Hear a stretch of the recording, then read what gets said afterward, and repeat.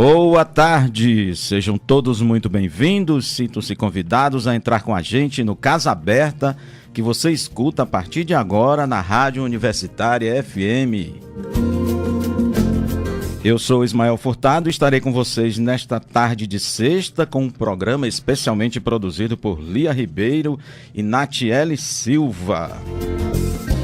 O Casa Aberta é uma iniciativa da EIDEA, nossa escola integrada de desenvolvimento e inovação acadêmica, o mais novo órgão da universidade, em uma parceria com a Universitária FM. Mas antes de começar o programa de hoje, vamos à nossa agenda hoje, especialmente com ela, Natiele. Boa tarde. Hoje, às 18 horas, a Coordenadoria da Juventude de Fortaleza realizará, juntamente em parceria com a comunidade, uma concentração na Praça da Gentilândia e na Praça João Gentil. O evento começará com ato ecumênico e marca uma semana do ataque que deixou 7 pessoas mortas no bairro. Em seguida, haverá apresentações artísticas e atividades culturais e esportivas para o público. Todos estão convidados a participar. Vamos fazer um convite especial, Lima, aí. Vamos soltar aí um vídeo que está sendo divulgado aí pelos movimentos. A cidade é minha. A cidade é minha. A cidade é minha. A cidade é minha. O discurso do medo e do toque de recolher não podem tomar conta da nossa cidade, e muito menos da nossa juventude. Se a gente permitir que isso aconteça, estaremos batendo nossa cabeça, apoiando o que mais tira a paz da nossa cidade, a violência. Estamos aqui para mostrar que não vamos recuar.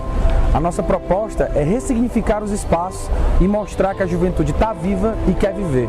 Isso não é uma festa, é uma ocupação com intervenções urbanas, teatro de rua, recreações, campeonato de skate, rachas e muito mais. A juventude quer viver, eu quero viver. Eu quero aproveitar a minha cidade como todo mundo, independente de hora ou local. A cidade é nossa.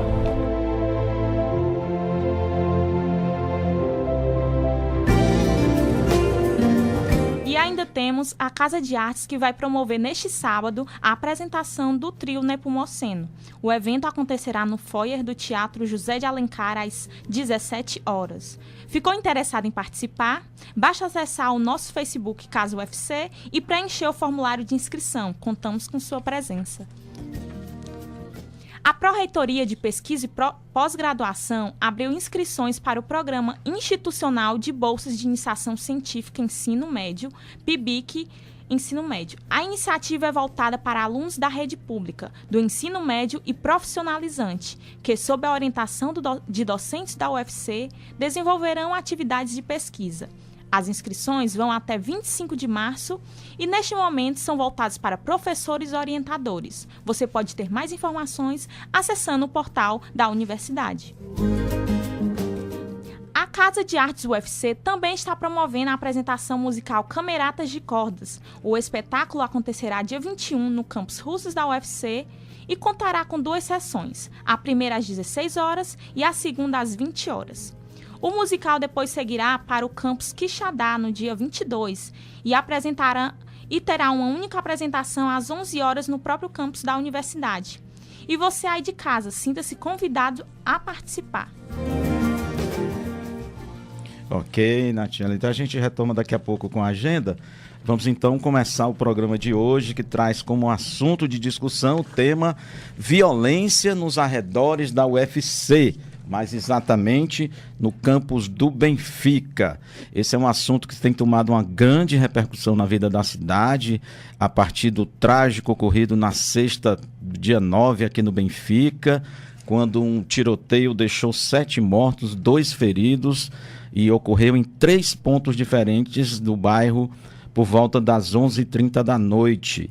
Inclusive com um evento na proximidade de uma sede de uma torcida organizada, na rua Joaquim Magalhães e na Praça da Gentilândia. A Praça da Gentilândia, é preciso que a gente destaque, é um espaço múltiplo e que é o jardim da UFC, o entorno da UFC e do Instituto Federal de Ensino.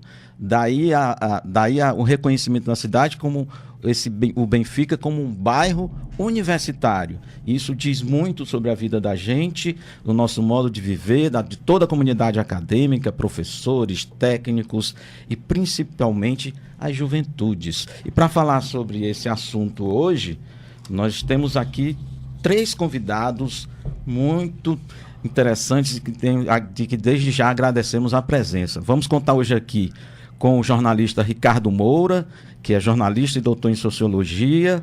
O Ricardo atua como assessor no Laboratório de Conflitualidades e Violência aqui da UFC e também é colunista de segurança do jornal O Povo desde 2014. Seja bem-vindo, Ricardo. Chegou aqui, como combinado, um pouquinho atrasado, mas muito obrigado pela sua presença. Boa tarde, a casa é sua. Boa tarde, Ismael. Boa tarde aos ouvintes. Ok. Também aqui com a gente a Suiane Moraes, ela que é pesquisadora e é mestranda em Ciências Sociais e pesquisadora do Laboratório de Estudos da Violência da UFC. Suiane Moraes, seja muito bem-vinda, a casa é sua. Obrigada, boa tarde. Ok. Também com a gente aqui, fechando a nossa lista de debatedores, o Tiago Matos, ele que é estudante de comunicação social, jornalismo aqui da UFC e que estava lá na Praça da Gentilândia quando do ocorrido trágico, mas a gente não vai mexer nessas memórias. Vamos trabalhar no que a gente pode pensar aqui para o futuro da cidade, para o futuro da Gentilândia, do Benfica e da nossa comunidade estudantil. Gente, eu queria que vocês começassem, eu pediria que vocês começassem falando da relação de cada um de vocês com o Benfica. A Suiane é pesquisadora e ela estuda o Benfica, né? Ela vai falar isso para a gente. Que vocês falassem de como vocês percebem a importância desse entorno da UFC, que é o bairro do Benfica. Suiane, pode começar. Bem, a minha relação com o bairro ela é bem antiga, porque eu cresci aqui no bairro vizinho, então o Benfica foi meio que o quintal, né? Do Jardim América para cá, sempre foi um pulo. E aí, quando eu entrei no curso de Ciências Sociais da UFC, eu resolvi estudar o Benfica porque eu achava muito estranho que as pessoas não usassem mais o bairro como elas usavam na minha infância. Eu cresci nas ruas aqui, então eu vinha por quem é de Benfica, que rodava o bairro todinho, tinha aquela bandinha que rodava o bairro todinho e tudo. E, de repente, as pessoas começaram a deixar de rodar esse bairro todo e ficar principalmente nas ruas principais, né, do bairro, a Avenida Universidade, com 13 de Maio, na Valderio Shoa, nas ruas de mais movimento. E aí me intrigou muito isso e eu resolvi que eu queria estudar isso. E aí foi aí que eu cheguei no meu objeto de pesquisa na graduação, que foi estudar o medo de ser vítima da violência e da criminalidade aqui no bairro Benfica. E aí eu percebi que as pessoas criam uma série de estratégias pelo medo de ser vítima da violência aqui no bairro. E, objetivamente, elas não foram necessariamente vítimas da violência aqui no bairro. Mas aí entra um fator muito interessante, que é a questão do boato. Escutar falar de violência gera mais medo, insegurança e intranquilidade do que ser vítima, efetivamente, da violência. E aí eu comecei a perceber que existe uma série de estratégias aqui no bairro que espalhavam os boatos e faziam com que as pessoas tivessem medo de fazer uso desse espaço. Boa tarde, Ismael. Boa tarde, ouvintes. Thiago. O Benfica, ele é um campo de afeto, né? Um lugar de afeto, acho que praticamente da cidade inteira, assim. Uhum. É um local que muita gente passa, muita gente transita, muita gente fica, né? Os moradores e tudo mais. Para mim, é um espaço de completo encontro, onde eu encontrei os meus grandes amigos, onde iniciei minhas vivências nos carnavais da cidade, confesso. Ainda jovem também, ainda adolescente, com a minha família, frequentando o bairro. Então, o Benfica, ele é bem isso, é o campo de afeto da cidade e da memória que eu tenho desde a minha juventude. Eu, como sou o membro mais antigo aqui da mesa... Talvez não. As minhas lembranças são bem antigas. Assim, eu morava no Mudubim e estudava... É engraçado como a nossa biografia, às vezes, ela se confunde com a vida social, com a história social da cidade. No começo dos anos 90, uma criança de 11 anos, ela percorria a cidade de ônibus sozinha, né? Quer dizer, eu saía do Mudubim com 11 anos de idade e vinha estudar no Rodolfo Teófilo, que é um colégio que hoje mudou o nome, que fica aqui por trás da Quadra do Céu e por trás da comunicação social. E em frente ao Rodolfo Teófilo, a Avenida Carapinima ainda tinha um canteiro com árvores. Não sei se você se lembra, Ismael. Eu alcancei a fonte aqui na rotatória. Pois é. Sério? Então, e em frente ao Rodolfo Teófilo tinha os escombros do que seria um ronce. Chegaram a erguer um esqueleto do Ronce, aí o Ronce faliu. Que depois virou um circo, teatro. E a gente ficava olhando aquilo lá. Às vezes tinha colega nosso que pulava. Então o Benfica é uma memória de infância, e também eu me lembro muito de como a UFC era aberta para o trânsito das pessoas. Porque a gente, às vezes, não tinha aula na escola, era meio um pouco bagunçado, assim, e aí a gente ia pra Faced, ali na quadra da Faced, jogar bola e roubar manga. Isso os meninos de 5ª, 6ª série, né? Daí você imagina, assim, e não havia nenhum tipo de restrição, ninguém chegava, e eu acredito que isso hoje não seja mais possível, né? E a gente não sabia nem o que era aquilo ali, a gente só sabia que era faculdade e não sabia quais eram os cursos, mas... E aí depois fiz comunicação social aqui no Benfica, e a relação ela vai mudando, né? Quer dizer, mas é como o Thiago falou, quer dizer, é um bairro feito de afetos, né? E recentemente eu participei de um seminário promovido pela diretoria aqui do centro, preocupada com a violência, e a gente não pode pensar a universidade fora do bairro, né? Quer dizer, a universidade tem que estar pensando o bairro, ela tem que estar vivendo o bairro. E aí eu acho que a gente vai falar mais sobre isso na frente, eu não quero adiantar. Mas a minha relação é essa, é uma relação muito, muito realmente afetiva e muito de criança, de ver aquele ambiente universitário, uma coisa totalmente nova, né?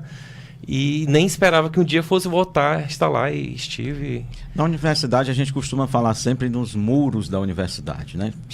Aquele discurso, é preciso levar o conhecimento para além dos muros da universidade. Na UFC aqui, especialmente aqui no Benfica, a gente não tem esses muros. Não tem, é uma integração, é aberto, não é? Faz parte, é um equipamento cultural de um bairro, né, com uma característica muito própria, muito especial, que eu queria que a Suiane abordasse agora. Você contasse um pouquinho pra gente como é que é essa história do Benfica, vamos dizer assim, da sua pesquisa, como é que ele se forma e como é que a universidade se insere nele. É interessante, você inclusive disse que chegou a alcançar aqui a fonte, né? A fonte. O Benfica, ele se forma em torno da fonte. Ele se forma quando o governo provincial, isso em 1890, final da década de 1800, né? Ele se forma quando o governo provincial resolve privatizar a fonte e vender o copo de água da fonte. Então, existe uma comunidade que se forma em torno daquilo ali, né? Que é uma comunidade extremamente aristocrática, né? Que aí, lembrando que o Jacarecanga era aqui vizinho, o Jacarecanga já tinha crescido bastante, não tinha mais espaço para a aristocracia foi se espalhando Benfica até a Parangaba, né? E aí o Benfica surge nesse momento. Até a década de 20, o Benfica era extremamente aristocrático, com grandes mansões. Aqui, a reitoria, por exemplo, era uma casa só, da reitoria até a Praça da Gentilândia, passando pelas duas praças. As duas praças eram os quintais de lazer da família Gentil, que foi, depois, mais ou menos em 1930, desapropriado pela prefeitura e criado as praças, né? A UFC chega no Benfica na década de 50, em 56, quando a reitoria compra a casa da família Gentil e traz para cá a reitoria. E aí, posteriormente, você tem a Faculdade de Direito, a Faculdade de Arquitetura, CH1, CH2 e CH3. E quando a gente vai andar esses locais, a gente ainda vê resquícios desse bairro da década de 20 nos locais, por exemplo. A reitoria, o prédio da reitoria é um prédio preservado, que é dessa época, da década de 20. Dentro do CH1, você tem uns prédios preservados. Dentro do CH2, aquela torrezinha que é o CA da Psicologia, aquela torre é o único prédio do CH2 preservado da época do Gentil, da família Gentil. Muito interessante saber disso. O Essa CH3 arquitetura do bairro. Isso, uma arquitetura preservada. O CH3 é o único que não tem mais nada de original, porque ele foi derrubado inteiro para ser reconstruído, né? E aqui a arquitetura guarda algumas coisas de originalidade ainda também. Então, quando ela chega ocupando esse espaço e dando um outro perfil no bairro, né? Porque aí o bairro, que era um bairro até então aristocrático, passa a ser um bairro universitário. Então, vem um monte de jovens do interior morar aqui no Benfica, e aí muda o perfil das casas, as casas passam a ser kitnets, muda, inclusive, o perfil empreendedor do bairro, porque até então o bairro tinha grandes comércios, e aí passa a ter pequenos comércios para poder atender a demanda estudantil que estava chegando no bairro em 56 com a vinda da UFC. É interessante. Vamos lá, então, vamos ver quais são as características do bairro, assim, em termos de público. Né? Aqui antes de começar o programa, você estava falando de como foi formado dessas características próprias do bairro Benfica. Eu queria que você tomasse isso aí, que eu achei muito interessante. Quando a UFC chega aqui, ela imprime essa nova cara, né? E aí você tem, desde então, um bairro sendo formado dentro de uma base extremamente progressista. Por quê? Porque você tem estudantes que vêm de fora, que passam por um processo de ditadura militar aqui no bairro, que resistem aqui no bairro. E aí você vai pegar uma série de histórias de resistência, tanto aqui no CH3, no curso nas ciências sociais, na filosofia, como na história, comunicação social, arquitetura, o direito. Então, todos estavam resistindo.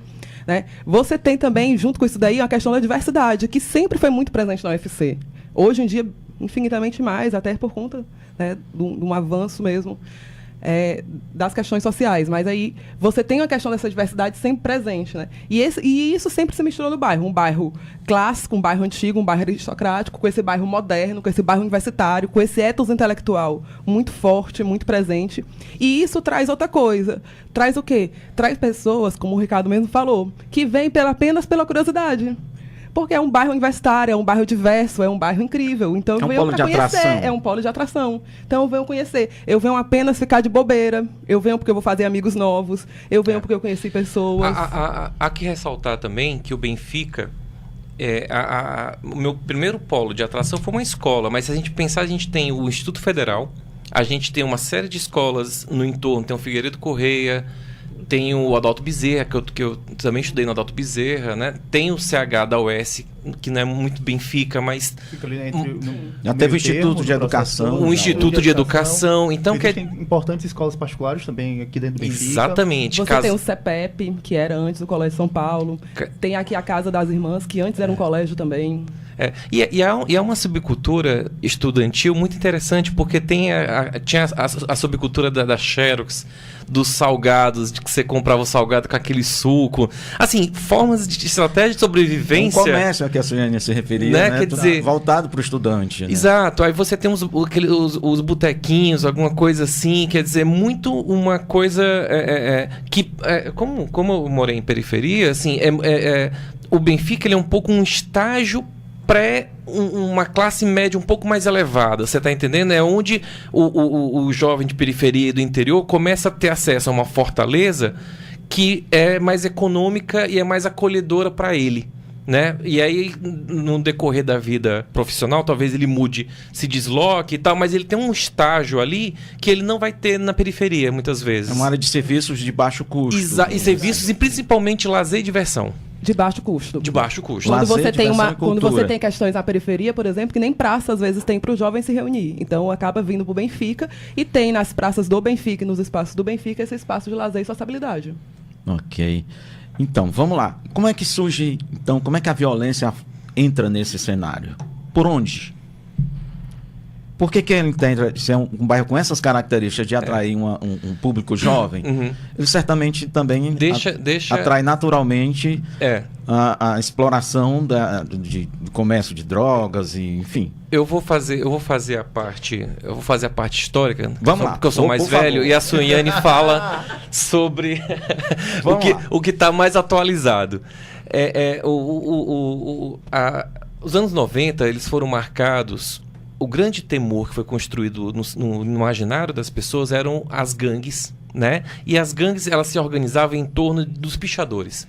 Então você tinha o Slayer. A pichação era a grande contravenção. A pichação era a grande contravenção. Você tinha o Slayer, EDT, Espírito das Trevas, não sei o quê. E a gente estava imerso ali, né? E o Benfica ele era um espaço de encontro de pessoas de toda a Fortaleza. Nas escolas e tal. Eu estou falando de uma cultura juvenil pré-vestibular, né? E aí o que acontece? Havia espaços perigosos no Benfica, como o Buraco da Gia, o Beco dos Pintos, espaços no imaginário que eram espaços de violência, né? E aí a gente vê uma mudança tanto na dinâmica socioeconômica, né? E também na organização da cidade, que vai fazer com que com que o espaço protegido da universidade, no qual você tinha uma certa liberdade, né, de consumo de droga, alguma coisa assim, ou de interação, e esses espaços, que eram espaços distantes, eles começam a atravessar esses espaços. E o que a gente tem hoje é o quê? É uma dinâmica criminal no qual grupos criminosos não se contentam mais em estar naqueles locais. E aí a disputa de espaços dentro dos espaços da universidade. E esse, eu acho que talvez é o nosso grande desafio. Porque a gente está sendo confrontado com uma lógica que se impõe à lógica da universidade, né? Que é uma lógica de disputa de território, uma lógica de comércio de droga, uma lógica de acerto de contas, que não, entre aspas, respeita os espaços que seriam os espaços da sociabilidade universitária, ou estudantil, ou da sociabilidade do próprio bairro, né? Na verdade, eu acho que o Benfica ele é um pouco um espaço muito interessante de se analisar como a violência ela se espalha, como ela não consegue ser contida e como ela ameaça o cotidiano das pessoas. Porque essa realidade ela é percebida em bairros periféricos há muito mais tempo, que já convivem com isso, no qual essa diferenciação ela não existe muitas vezes. Ela é de rua por rua, você é vizinho dos caras, você tem uma relação muito própria, né? Com esperança que fazendo uma discussão bem territorial, que é onde mora a minha mãe e meu irmão, quer dizer, lá tem um Beco da Morte. Né? Beco da Morte, mas lá você conhece as pessoas, elas estão ali dentro daquela dinâmica, tu tá entendendo? E no Benfica, como é um espaço muitas vezes de passagem, não, ali é um espaço um pouco de um refúgio da classe média, alguma coisa e tal, e hoje esse refúgio se acabou, e aí eu passo pro presente com a Suiane, que ela tem mais a dizer, e o Thiago também. Ô Thiago, como é que você percebeu, você acompanha, você frequenta o Benfica há muitos anos, né? Já veio aí desde os pré-carnavais, né? E eu queria saber, assim, como é que você percebeu, como é que foi sentindo essa presença da insegurança? Como é que você sentiu isso? A segurança, para mim, ela ficou mais presente, mais claro, no momento que você começa a perceber. A gente estava até conversando um pouco antes de começar o programa sobre a presença, inclusive, dos armamentos, né? Da forma como os assaltos eles ocorrem hoje. Antigamente, você via os assaltos, eles ocorriam na sugestão, assim, vou te assaltar, mas tenho arma, mas não tenho. Ou botavam uma caneta ou algo, sei lá, uma chave de fenda. Eu já fui assaltado aqui no Benfica com um cara que chegou na chave de fenda. Hoje, as pessoas relatam que são assaltadas já com armas de fogo. Então, é uma mudança muito substancial na presença da violência e como ela está presente hoje em dia dentro do bairro, assim, dentro do Benfica. E se aprofundou quando a chacina ela chegou de fato na cidade, ou de fato no Benfica, né? Na cidade ela já está acontecendo aí já há bastante tempo. Então ela vem aprofundando cada vez mais. Só que isso hoje em dia a violência ela é mais clara e mais presente, mais evidente. Né? Ela não é somente à noite, ela também é na luz do dia. E isso ficou super presente nos últimos tempos. E a gente tem registro de mortes ocorrendo no Benfica, não na quantidade que teve, na intensidade que teve, mas tivemos professor universitário baleado quando foi pegar o carro, tivemos mortes numa rua que até uma outra pessoa morreu na chacina nessa mesma rua, morte de mulheres também, quer dizer, então aos poucos o Benfica começou a gente começou a perceber sinais de alerta. Né? E aí a tragédia que explodiu na chacina. Na verdade, essas mortes já vêm acontecendo nos últimos 10 anos. Quando a gente vai pegar os dados do Benfica, nos últimos 10 anos vem acontecendo execuções no Benfica. Só que as execuções, elas são aonde? Elas são no Beco dos Pintos, elas são no Buraco da Gia, elas são em locais que elas não vão ser publicamente vistas, porque elas ficam dentro de comunidades do bairro que tem pessoas de classe social mais baixa, que não são de classe média, são pessoas que não têm acesso à infraestrutura do bairro, por exemplo. São pessoas que não estão dentro da universidade, né? Enfim, são pessoas que fazem parte do bairro, né? Mas não é essa classe média que a gente está acostumado a ver e formando a opinião do bairro. E isso já vem tendo nos últimos 10 anos. Só que você tem uma situação que é o quê? Você se coloca... A gestão de segurança pública é muito complicada nesse sentido, porque você se coloca como uma justificativa de que aquela pessoa ela pode morrer se ela tiver algum tipo de passagem pela polícia ou se ela estiver portando alguma coisa ilícita. Então, você tem execuções que vêm ocorrendo nos últimos 10 anos no bairro. que já chegaram a locais públicos, né? Como a gente estava lembrando ali o caso célebre, né? Do rapaz que foi executado e o pessoal estava comendo do lado. Cobriram com lençol. Vale a pena a gente destacar isso aí. Essa é uma imagem que correu às redes sociais, à época, de uma pessoa assassinada, coberta com um lençol no solo da praça, não é? E as pessoas no entorno tomando sua cerveja tranquilamente, conversando, como se não tivesse nada acontecendo. Agora, quem era aquele morto? Quem era aquele morto? Certamente era um morador de rua, um marginal, ou alguém que não comova, que não causa uma comoção. A morte não causa uma comoção. Como esse caso agora causou, não só pela intensidade da tragédia, pelas múltiplas mortes, o que é uma coisa extremamente trágica, mas também como se a impressão que eu tenho assim, que passou a incomodar um pouco mais quando chegou em um público como o público universitário. Sabe? E aí nós temos uma grande questão. Primeiro, que nós não podemos banalizar a questão das mortes. Sim. Tendo ou não ficha criminal. Exatamente. E a gente não pode naturalizar... Exatamente. A gente não pode naturalizar de forma alguma e aceitar uma narrativa onde as pessoas que foram assassinadas, elas possuem uma ficha criminal. Isso não dá salvo-conduto para ninguém sair matando ninguém. E isso não resolve o problema da segurança pública. Exatamente. Eu acho que é uma questão que nós temos que deixar aí de uma forma bem clara, assim, para todo mundo, né? Sim. Uma outra questão que é muito presente no Benfica é a questão da subnotificação. Aqui, os índices de violência, eles são muito subnotificados. As pessoas, elas só são vítimas de violência aqui no bairro, elas não vão registrar o boletim de ocorrência. E aí, o que acontece? A secretaria, ela trabalha como? Ela trabalha georreferenciando os dados, ela pega os dados que são notificados, já referencia e vão ver lá qual é o local que é mais violento, menos violento, para destacar mais policiamento, menos policiamento. Ao longo desses 10 anos que eu estou falando, o Benfica nunca apareceu como mais violento para a Secretaria de Segurança Pública. Dentro da regional, ele é um dos menores índices de violência que tem. Da cidade. Então, assim, a gente está dentro de uma regional 4, que é uma regional que não é uma regional com grandes índices, né? E a gente tem um dos baixíssimos índices de assalto, de roubos, de furto, que é algo que faz muito parte do nosso cotidiano. Inclusive com os roubos e furtos nos últimos anos, com a presença da arma de fogo, e aí as pessoas levam um tiro no assalto, né? E aí, assim, nos últimos anos você tem essa questão. A subnotificação, ela é muito forte, ela é muito presente, as pessoas não vão lá.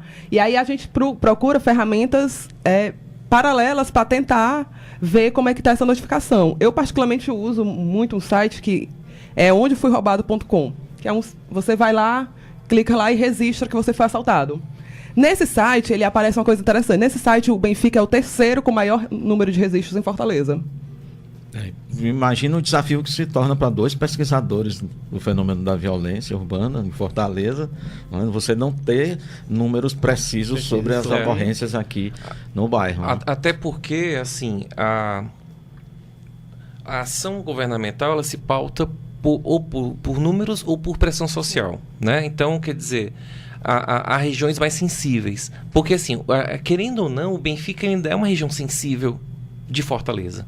Ela repercute o que ela acontece. Ela repercute o que acontece. Então, quer dizer, a gente tem essa preocupação, mas a gente nunca pode esquecer que vamos ter essa preocupação, mas também nós somos um pouco privilegiados de certa forma, né? Por todo isso que foi dito, por toda essa questão. Nós temos um perfil de resistência muito grande. Há um outro elemento também que é a questão do estádio, né? O Benfica também é um centro de encontro de torcidas, né? E nesse exato momento está havendo um ato das torcidas organizadas na praça, né? Exigindo a investigação, né? Porque assim, é de interesse das torcidas que o que ocorra seja elucidado, porque a gente sabe que no primeiro momento houve um processo de denúncia contra as torcidas. De associação muito intrínseca, assim, de uma forma muito rápida, né? Muito imediata até. Muito imediata, muito alvoroçada, e também um apelo das torcidas no sentido de não criminalizarem, né, os integrantes e tal, porque na verdade já é um outro fator também que atravessa o bairro, né, porque aí tem a questão da movimentação dos torcedores, as queixas de moradores que se sentem incomodados, o entorno do estádio ficou muito pequeno para a dimensão do futebol, né, que a gente vê nos dias de jogo, você tem ali, você não anda, você não consegue trafegar. Então, é uma outra dimensão, né? E que traz uma outra série de questões também, além do que já existe, né? Okay. Voltando um pouquinho para a questão histórica, é interessante ressaltar que, por exemplo, o Aécio de Borbas e o PV, eles estão há mais tempo no bairro do que a UFC.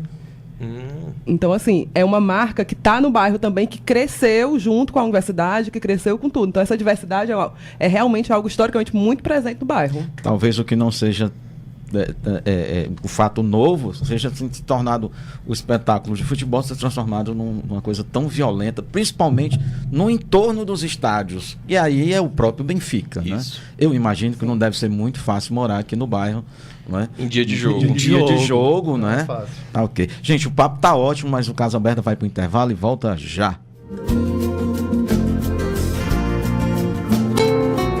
Universitária FM, a sintonia da Terra. Conceição é proprietária de uma loja de decoração em Salvador. Breno é proprietário de uma livraria em Fortaleza. O que eles têm em comum? A menor taxa de juros do Brasil. Novo FME do Banco do Nordeste. A menor taxa de financiamento do país. Consulte as condições. Taxas a partir de 4,76% ao ano. Procure uma agência, simule seu financiamento e acelere o desenvolvimento da sua empresa. Banco do Nordeste. Governo Federal. Banco do Nordeste. Todos os dias às 6 da manhã, você ouve Acordes, com o melhor da música instrumental para começar bem o seu dia. Participe da ocupação esportiva e cultural Juventude pela Vida nas praças do Benfica. Nesta sexta, a partir das 6 horas da tarde, na pracinha da Gentilândia, tem início o ato ecumênico que marca o 7º dia do ataque que resultou em 7 pessoas mortas. Logo depois, acontecem apresentações artísticas e atividades esportivas e culturais para crianças e jovens. Os participantes também podem aproveitar os serviços médicos com orientações sobre saúde pública e DSTs. Ocupação Juventude pela Vida. Realização, Coordenadoria da Juventude da Prefeitura de Fortaleza. Apoio, Universidade Federal do Ceará. Universitária FM, a sintonia da Terra. UFC Notícia. A diretoria adjunta de ensino do Centro de Tecnologia da UFC agora tem perfis no Facebook e Instagram. E alunos, professores e técnico-administrativos podem divulgar atividades da unidade acadêmica. Os novos canais de comunicação da Diretoria Adjunta de Ensino também vão atuar no combate às fake news dentro do Centro de Tecnologia da UFC. Quem deseja sugerir pautas pode enviar uma mensagem para o inbox dos perfis nas mídias sociais. Outras informações no portal da UFC. Casa é sua, porque não chega logo. Casa Aberta está de volta, hoje falando sobre a violência no Benfica, com os pesquisadores Suiane Moraes, Ricardo Moura e o estudante de jornalismo Tiago Matos. Eu havia encerrado um bloco passado aqui e eu queria retomar uma conversa anterior aqui. Teve outra, devia ter gravado, teve uma conversa muito boa antes do programa aqui. Mas, professora Suiane, o Benfica sempre foi um bairro calmo, pacato, ou ele também sofreu já com violências anteriores a esse processo recente desses 10 anos, vamos dizer assim? Na verdade, ele sempre sofreu com violências. Primeiro, que a primeira violência gritante que o Benfica sempre sofreu é a violência da desigualdade social. Nasceu como um bairro aristocrático, que na metade do processo aí de ocupação, você cria uma série de favelizações. Porque são pessoas que não... Temos benficas? São benficas diferentes, benficas que não são vistos. E esses benficas não vistos sempre foram violentos. E aí, por exemplo, na minha pesquisa, eu encontrei já pontos de tráfico de drogas na década de 70, no bairro Benfica. Então, não é algo que é novo, não é algo que surgiu agora, ou que surgiu há 5 anos, nem surgiu há 10 anos. Então, é algo que você vai encontrar raízes mais profundas e mais históricas. Então, ele sempre perpassou pela questão da violência, porque onde tem desigualdade social, tem violência. E aí a violência urbana, ela veio também avassaladoramente. Depois da década de 90, ela veio assim um processo de tomando todas as regiões e, enfim, chegamos aonde estamos, né? Chegamos até uma chacina. Então, essa realidade não é nova. O que é novo é o perfil dessa violência. Vamos lá, vamos trabalhar nele, então? Porque quando você tinha, na década de 70, década de 80, década de 90, aí o Ricardo Moura lembrou bem, você tinha as gangues, e o perfil de violência dessas gangues era o quê? Era você invadir o bairro do outro. Então você invadia a primeira rua, você jogava pedra e pau, de pá, aí pronto. E ficava nisso e você ia embora. Ou então você ia pra dentro do baile funk, aí tinha o lado A e o lado B, ficava todo mundo pá, pronto, acabava, todo mundo ia pra casa e ficava nisso. E aí, quando o menino ficava grave demais, o menino ia pro JF, aí o menino ficava uns dias no JF, quando foi muito grave a surra que ele levou. Hoje em dia, você tem o quê? Você tem a presença da arma de fogo extremamente forte. Hoje em dia, a arma de fogo é um utensílio de fácil acesso. Quando você vai olhar como as pessoas têm facilidade de acharem, de comprarem arma de fogo, você fica impressionado. E aí a arma de fogo entra, fazendo com que essa disputa territorial que sempre existiu passasse a ser uma disputa territorial marcada pela morte da arma de fogo. Porque a arma de fogo ela é diferente do pau e da pedra. Do pau e da pedra, tu vai lá no JF, tu passa uns dias, tu se recupera. A arma de fogo, dependendo de onde você seja atingido, você não vai se recuperar. Você vai falecer, você foi executado. Há uma inflação nos anos 2000, na metade dos anos 2000 para cá, há uma inflação no mercado de drogas e uma inflação no mercado de armas. O mercado de drogas também se banalizou muito, né? A cocaína era algo muito cara. Era uma coisa de elite. Era uma coisa de elite. E quando eu estudei, fiz uma pesquisa no Janguru Sul, vi que a cocaína estava muito barata. E havia toda uma ênfase dos governos no crack. Tinha aquela ação crack, é possível vencer. O crack, o craqueiro, ele é uma pessoa que ele é desconsiderado até pelos próprios usuários e traficantes, porque há uma... Não tem rentabilidade, né? Não tem rentabilidade. E outra coisa, há uma masculinidade ali que diz o seguinte: você tem que saber usar a droga. Você não pode ser o noiado, não pode ser o vacilão. E essas pessoas, elas dentro desse mercado, elas são pessoas muito minoritárias. Eles são excluídos na marginalidade. São excluídos na marginalidade, exatamente. Exatamente. Há essa dinâmica. Então, o que acontece? É como a Suiane falou. Mas antes dessa transição da gangue até o que a gente tem hoje, né, que a gente pode chamar de facção, é um termo de disputa ainda, há um momento das torcidas organizadas. Sim. Que aí, ao fechamento dos espaços de lazer dos jovens de funk, né, e a divisão, ela passa a ser não a divisão de bairros, como era antes, né, de ir na pracinha do bairro disputar, o fato de ser lá na praça e ir lá fazer alguma coisa já era uma afronta. E agora fica meio rua a rua, Tuf e Cearamur, né? Então aí depois a gente tem uma... O que eu tô querendo dizer é que há um contínuo aí dessas disputas juvenis. E é um contínuo tanto das disputas e é um contínuo de um descaso do poder público em relação a esses jovens. Porque a gente vive um período que é um boom demográfico.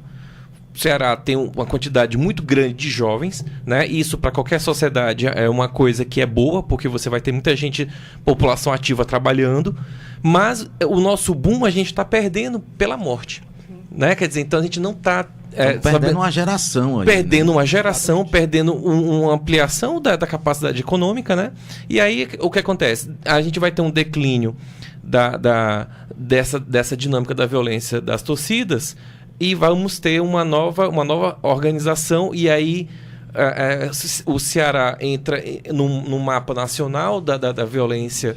No mapa nacional, estou dizendo não só do ranking, mas entra como um espaço de distribuição e de consumo de droga muito intenso, e aí vira uma outra coisa, né? Vira uma outra proporção. Aí já não é mais pau e nem pedra, aí são fuzis, né? Quer dizer, rifles.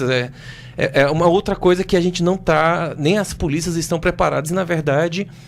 Muito menos o governo do estado, que agora está com carro blindado, fazendo edital. Quer dizer... A compra de carros blindados... O medo chegou cúpula, né? Chegou ao Palácio da Abolição, né? E o medo também se reflete, por exemplo, em atitudes como não controlar, né? Não bloquear as comunicações nos presídios, né? Sim, sim. Já é Tivemos aí o senador Eunice sendo ameaçado, né? Sim. Então, é aquela coisa assim, tem família, quem vai... barrar, quem que vai segurar, né? Vai bater de linha de frente com essas ameaças nesses níveis. Então seria, Ricardo, a gente pode pensar assim que as torcidas organizadas seriam um rito de passagem aí para um ponto de passagem para essas, para chegar em organizações mais violentas? O que eu queria dizer não era nem isso. O que eu queria dizer é o seguinte, é que há um conflito juvenil, mas que ela em algum momento ela é mediada pela questão da pichação, depois ela é mediada pela questão dos times e hoje ela é mediada pelas siglas, né? Que aí tem o GDS, CV, não sei o quê. E em comum nesses processos há um processo de identificação, de reconhecimento, de afirmação da masculinidade, de exacerbação da violência, de constituição de uma sociabilidade violenta que vai mudando, você está entendendo? O espaço que a pichação tinha antes, depois ela perde, aí entra a torcida, e agora é isso. E com um agravante muito terrível de que cada vez menos idade a gente tem meninos entrando dentro desses exércitos criminosos. Isso é de uma crueldade. E isso é a coisa que mais me afeta, porque você vê crianças de 9, 10 anos já sendo recrutadas e desempenhando funções no interior desses grupos, né? Quer dizer, é uma coisa terrível. Eu costumo dizer que há em curso uma nova lógica de sociabilidade, né? E aí o Ricardo trouxe um pouco disso, que é o quê? O jovem, a criança, a gente tem uma lógica burguesa, né? Qual é a nossa lógica burguesa? A gente vai trabalhar, a gente vai estudar, a gente vai trabalhar e a gente vai conseguir as nossas coisas. Só que a gente tem uma sociedade de consumo todo santo dia martelando de que você tem que ter o tênis novo, que custa R$300, você tem que ter a calça nova, que custa lá mais R$500, o celular ou o celular que custa R$5.000, né? 5. Aí, assim, e como é que você faz uma sociedade de consumo onde a lógica ela é cada vez mais excludente? Porque, assim, o jovem que está lá na periferia, o jovem que não tem acesso a absolutamente nada, como é que ele vai chegar e consumir esse celular de R$5.000, que é o celular da moda?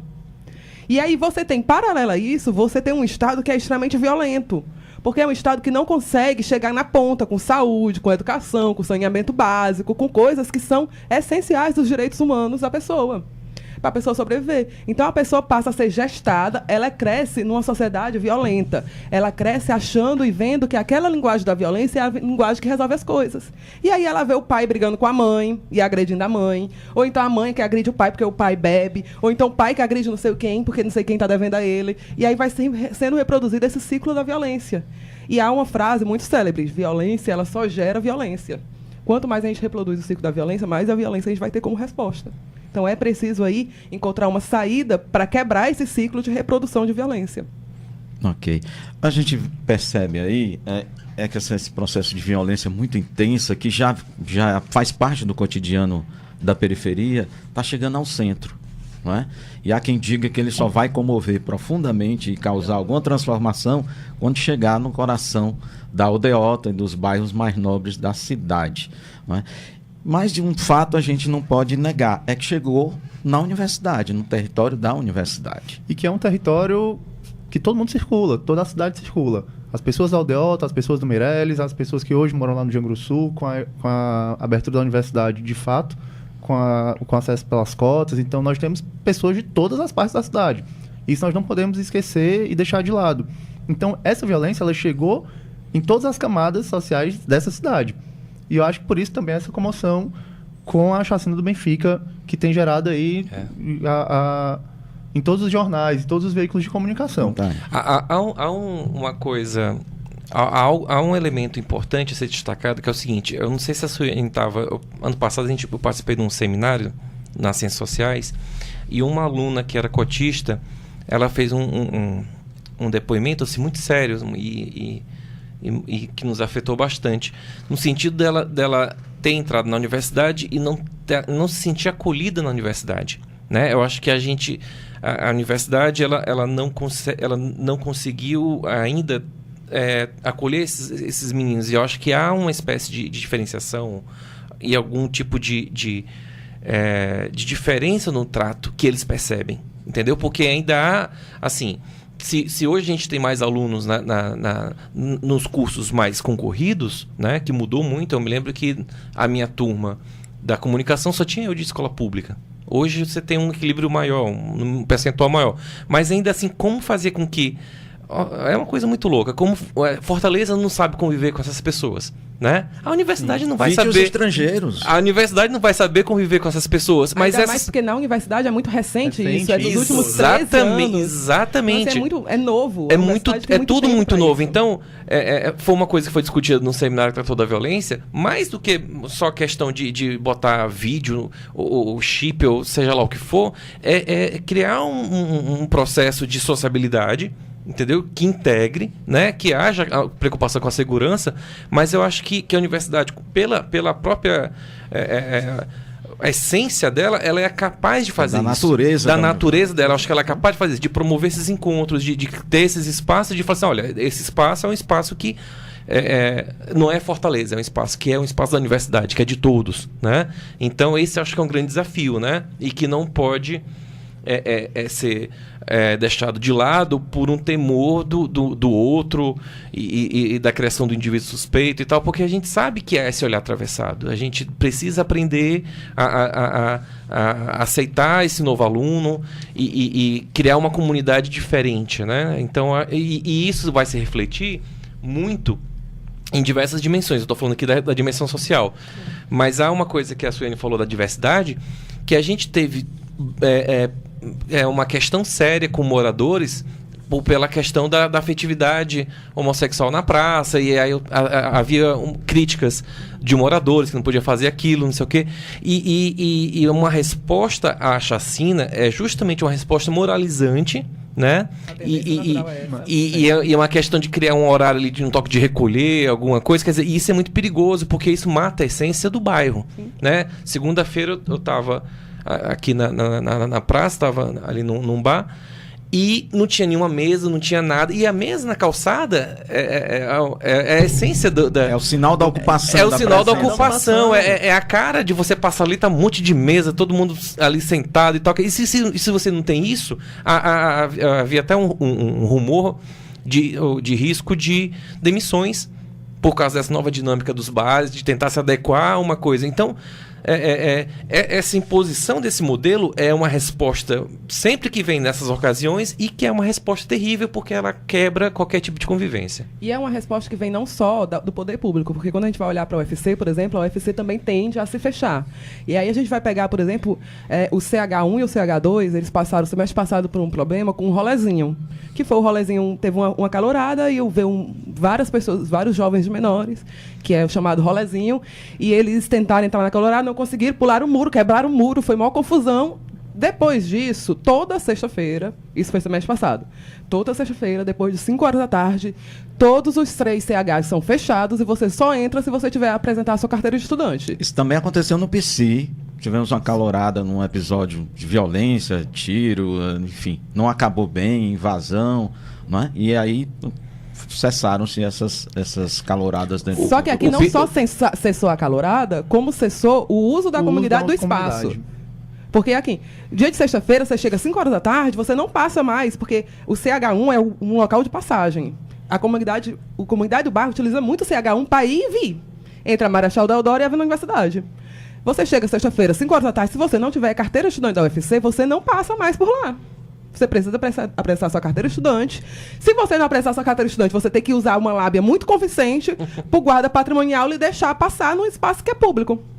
Eu usei um termo nesse seminário, que a UFC ela é um enclave na vida do bairro, né? Quer dizer, um enclave é uma coisa que se enfia lá. E uma sugestão de pauta, a gente está discutindo o Benfica, discutir o PC também, porque o PC... os fundos da UFC dá acesso ao Planalto PC. Sim. E o choque entre a UFC e o Planalto PC, do ponto de vista das pessoas que lá trafegam, é uma coisa muito evidente, né? Lá a comunidade está mais dentro ainda da universidade. Exatamente. Lá as casas estão dentro do campus. Literalmente. Né? Tem uma comunidade inteira de antigos servidores que está dentro do campus. Exatamente. Então, assim, é muito interessante perceber que a história da relação da universidade com esses bairros é uma coisa assim, que é uma história da gente convivendo com outros espaços que se replicam, né? Quer dizer, e a gente pode entender a partir disso, a partir da universidade, entender a história de Fortaleza e as dinâmicas socioeconômicas de Fortaleza a partir da relação da universidade com seus públicos, né? Que também lá havia um serviço de assistência que entrou um rapaz lá correndo, atirando, quer dizer, aí já encerraram o serviço, quer dizer, a violência urbana entrando literalmente nos muros da universidade, né? Então, além dessa inclusão de maior acolhimento do entorno, não é, dos públicos frequentadores do entorno dos campos, como é que a universidade pode lidar com essa questão dessa insegurança? Eu acho que a universidade, primeiro, ela é formadora de opinião. E ela tem que ir disputar ideologicamente a opinião na base. Porque, assim, a gente está perdendo a opinião para vários pensamentos fascistas que beiram o fascismo. Né? E é preciso disputar isso. É preciso dizer que violência não se combate com segregação, não é segregando o espaço, não é dividindo as pessoas que a gente vai combater violência. Pelo contrário, é unindo todo mundo em torno de uma pauta comum, em torno de construir uma cultura de paz. Eu acho que a universidade tem esse papel de ir lá fazer essa disputa. Ela é formadora de opinião, ela tem uma série de pesquisas para embasar o pensamento dela nessa disputa. Então tem que ir lá e tem que fazer essa disputa. Eu acho que a universidade ela acerta bastante no momento que ela apoia. Como ela tem apoiado nesse momento, esse processo permanente de ocupação dos espaços públicos. Então, para mim, a universidade é um grande acerto da Universidade Federal do Ceará nesse momento. Temos aí a ocupação, um projeto de ocupação permanente da Praça da Gentilândia, com eventos culturais, eventos esportivos, que são eventos relacionados diretamente à cultura universitária, à cultura da UFC. Então, para mim, é um grande acerto, tanto da Prefeitura de Fortaleza, quanto da Universidade Federal do Ceará. Do IFCE também, que está apoiando institucionalmente esses eventos. E aí o Ocupar e o Resistir, que todos os movimentos sociais eles colocam, eles precisam deixar de ser palavra de ordem e eles precisam virar de fato ação. E essa ação ela acontece na rua, ela acontece na praça, ela acontece nesses momentos de ocupação desses espaços. E aí eu acredito que ninguém pode deixar que essa cultura do medo nos afaste da convivência e do convívio na rua, desses processos de sociabilidade. E se está tendo toque de recolher, a gente pega nossas cadeiras e bota lá na praça e senta. Exato, como as diversas senhoras e senhores do Benfica fazem isso ainda hoje. Ainda com medo. Uhum. Na verdade, eu acho que a gente já tem pistas do que se deve fazer, né? Talvez seja mais potencializar isso e a UFC realmente mostrar de uma forma mais evidente que ela está apostando numa coisa diferente, né? Até porque a gente está vivendo um momento da cidade um momento muito sinistro, assim, muito de desconfiança, né? Então, se a gente pudesse ter alguns espaços que fossem espaços na segunda-feira a senhora estava me dizendo que estavam com a ideia de fazer uma torre daquelas que fizeram no Janguruçu. Torre? Uma torre de segurança. Botar uma cabine, uma cabine permanente de polícia. Assim, uma coisa assim que é que só... esteticamente não... Que é só colocar... Que é colocar um policial com um rifle, assim, né? Que é uma coisa tão absurda, porque a gente está tão acostumado, né? E é uma coisa tão violenta de se ver, né? Não, exatamente. É assustador. E as crianças, elas nos ajudam a enxergar uma coisa que pra gente é óbvio. Os meus filhos viram os policiais saindo lá com os rifles e eles falam assim: pai, a polícia usa rifle. Aí eu falei assim: meu filho, a polícia usa rifle aqui. Quer dizer, é uma coisa tão louca que na cabeça deles eles não entendem. E a gente tá tão acostumado, porque, olha, em que lugar do mundo a polícia usa rifle? A polícia aborda um cidadão com um fuzil, com alguma coisa, não existe isso. E a gente tem... Com arma de uso ostensivo, né? Com arma dissuasivo já, assim, né? Quer dizer, então, é uma coisa tão absurda e as crianças, elas vão crescendo, assim, elas vão percebendo, vendo em filmes e em outras coisas, como é que é mais ou menos, em outros cantos, e vê aqui e fala assim, rapaz, isso que é coisa de... É louco isso, né? Uma lógica de guerra. É uma lógica de guerra, a gente não pode banalizar essas situações, essas questões, de forma alguma. É possível imaginar a polícia convivendo, circulando dentro do campus, dentro de uma proposta de de unidade de segurança integrada. Isso aí, essa o nome proposta que eles querem aí. fazer. Eu queria que você comentasse, Ricardo, por favor. Comenta essa ideia. Eu acredito que a polícia dentro do campus, ela é uma perda da autonomia universitária, entendeu? Ela é uma perda da nossa capacidade de estabelecer uma sociabilidade diferente. Então, na verdade, assim, há diversas formas de você fazer vigilância e segurança, sem necessariamente você colocar um policial lá dentro, né? Então, até isso, quando a universidade ela se abre, eu acho que é interessante também a universidade se abrir e conversar com os policiais, promover fóruns, promover debates, de promover esses encontros, assim. Por exemplo, um modelo que seria interessante aqui seria um modelo de uma polícia comunitária, de uma polícia que conhecesse os moradores, conhecesse o pessoal, não sei o quê. Pelo menos dentro da universidade. Isso, e trabalhar também na cabeça do policial de que aquele cara que está ali com baseado, fazendo qualquer coisa ou bebendo, ele não é inimigo, não é nada. Ele está vivendo ali uma outra coisa, entendeu? Que isso também era uma coisa para se estender para a cidade, né? Que a gente tem uma guerra às drogas aí que é desastrosa. Então, quer dizer, eu acho que é mais por aí, assim. Uma coisa que é polêmica, mas que eu achei muito interessante foi a derrubada do muro lateral do CH1. Sim. Quer dizer, é muito legal. Você passa pelo local e você vê a arquitetura e tal. E isso é uma coisa que talvez pudesse se espalhar, assim, da gente não ter muros, né? Assim... E isso também é uma medida de segurança, querendo ou não. Você tá vendo quem tá fora e quem tá fora tá vendo quem tá dentro. É uma coisa que muda. Agora, botar policial, não sei. Acho que a gente precisar de ser regulado por um bedel, né? Já pensou? Porque assim, se o policial tá lá, ele vai ter que fazer alguma coisa. E o que ele vai fazer? Ele vai te abordar. E a repressão, né? E ele vai abordar repressivo. quem? Né? Ele vai abordar o estudante. E como? A UES passou por esse processo há cerca de 1 ou 2 anos, eu acho que você deve ter acompanhado, que a UES passou por a intervenção da polícia. A polícia foi para dentro, a polícia civil foi para dentro da UES fazer a investigação de tráfico de droga dentro da UES. E aí o que aconteceu foi uma série de abusos contra os direitos humanos relacionados aos estudantes. Os estudantes eram abordados, eram agredidos, estudantes que teve que assinar TCO. E estudantes que tinham uma cor, né? Exatamente. Exato. E estudantes pretos, pobres e de periferia. Ok, gente, tá chegando, o papo tá muito bom, nós estamos chegando na reta final do programa. Eu queria que vocês deixassem aí um minutinho aí, bem rápido aí para cada um, da sua mensagem aí em relação a... fazer uma conclusão em relação a tudo que a gente está vivendo aí no Benfica. O que é que a gente deve fazer bem rápido? Eu acho que é preciso ocupar e resistir. Segregar não vai resolver. A gente precisa ter ocupações culturais, iniciativas como a da Prefeitura, como a da própria UFC, adiantar o corredor cultural e fazer uma grande ocupação cultural no bairro mesmo, mostrar que o bairro é bonito, que o bairro é plural e que o bairro não vai se render a essa onda de violência que está assolando aí o nosso estado e o nosso país inteiro. Tiago, essa perspectiva do ocupar e resistir para mim é muito clara, muito presente. Ela tem que ocorrer, tem que ser cada vez mais aprofundada, levada para outros espaços e para outros bairros e outros territórios da cidade também, com o apoio da universidade, com o apoio da Prefeitura de Fortaleza. A Coordenadoria de Juventude, que está aí capitaneando esse processo, está de parabéns. E eu acredito que é bem isso, ocupar e resistir de fato e virar ação, não apenas discurso. A sugestão que eu dou é que o ouvinte que está aqui nos escutando agora, chame seus amigos, vá para a Praça Gentilândia. Vamos todos para a praça. Vá tomar uma lá, vá jogar conversa fora. Vamos tomar uma cerveja. É assim vamos andar de skate, vamos fazer uma ciranda, vamos brincar. Esse espaço, a cidade é nossa. A gente às vezes não tem essa dimensão, né? Salve o Benfica.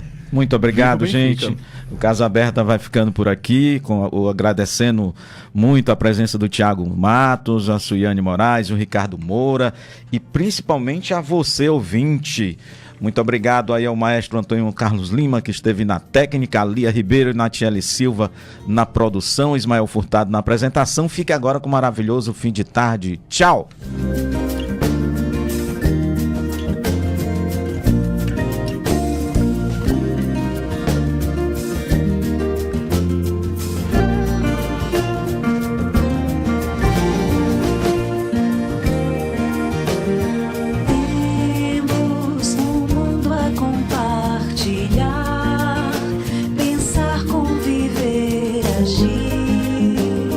Refletir, a universidade.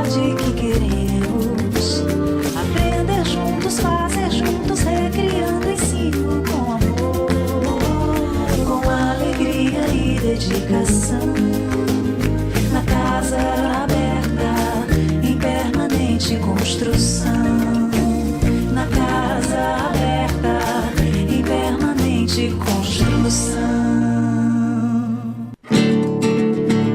ZYC 407, Rádio Universitária FM 107,9 MHz, emissora da Fundação Cearense de Pesquisa e Cultura, Universidade Federal do Ceará.